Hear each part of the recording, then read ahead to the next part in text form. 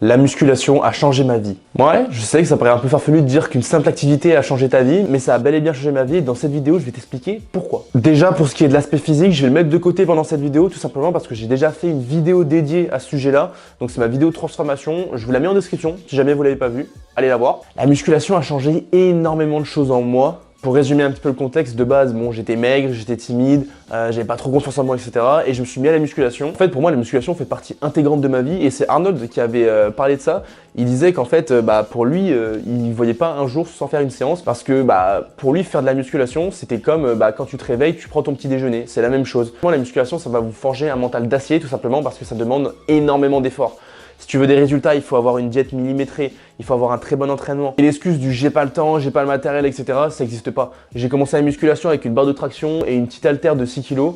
T'as des mains, tu fais des pompes par terre, t'as une table, tu peux faire des tractions australiennes. Il n'y a pas d'excuse. Et si t'as le temps de regarder une série de 30 minutes, t'as le temps de faire une séance de musculation. Voilà, je pose ça là. Petit à petit, j'ai commencé de me mettre sur les réseaux. J'étais de moins en moins timide, j'avais de plus en plus confiance en moi. Donc j'ai commencé à m'acheter une caméra, à poster de plus en plus de contenu sur Insta, sur TikTok et maintenant sur YouTube. Donc d'ailleurs, si t'es pas abonné à la chaîne, abonne-toi. En fait, c'est surtout les réseaux. Et ce dont je suis fier, c'est d'avoir commencé la musculation uniquement parce que j'avais un complexe et non, contrairement à certains, par pur but de percer sur les réseaux. Honnêtement, on va pas se mentir, la musculation, c'est un peu une leçon de vie. T'apprends tout le temps de tes erreurs.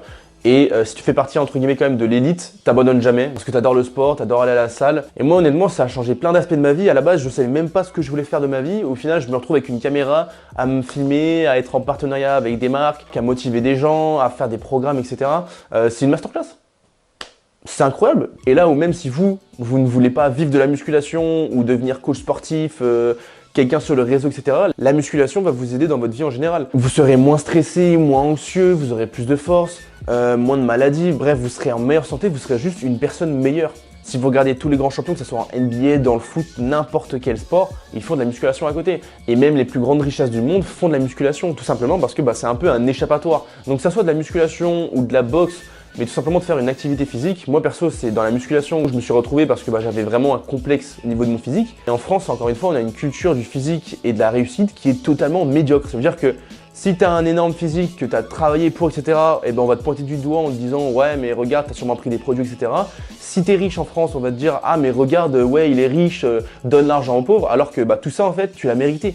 C'est-à-dire que moi, si demain je suis riche, je vais pas m'en vanter, mais je vais être fier d'être riche. Là, typiquement, je vous ai dit à peu près si je gagnais bien ma vie, etc. avec les réseaux. Et je serais très fier si demain j'arrive à vivre des réseaux de le dire.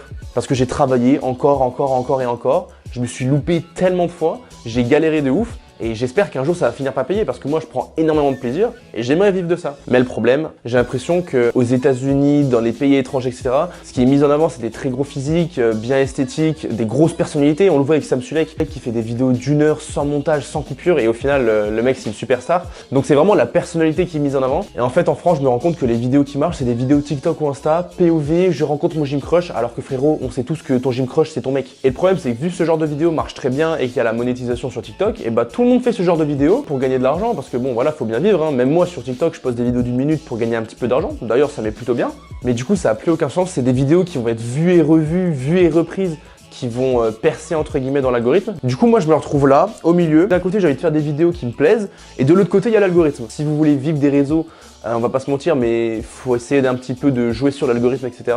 D'ailleurs, pour ceux qui se posaient la question, je commence de vivre de plus en plus des réseaux. Donc, j'arrive pas à sortir un salaire, hein, je gagne pas 10 000 € par mois, on se calme.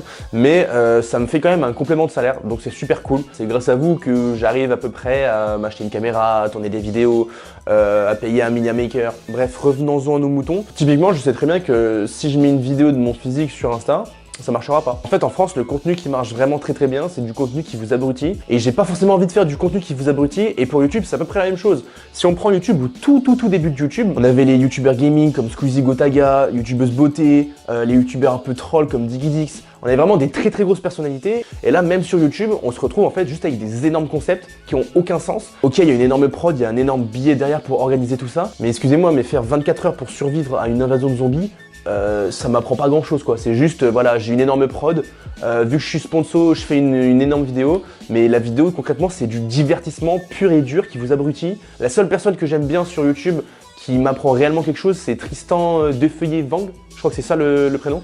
C'est les seules vidéos où en fait j'apprends vraiment des choses. Donc si je peux te donner un conseil, c'est commence la musculation. Et si tu fais déjà de la musculation, et bah abonne-toi à cette chaîne. Bienvenue dans la team.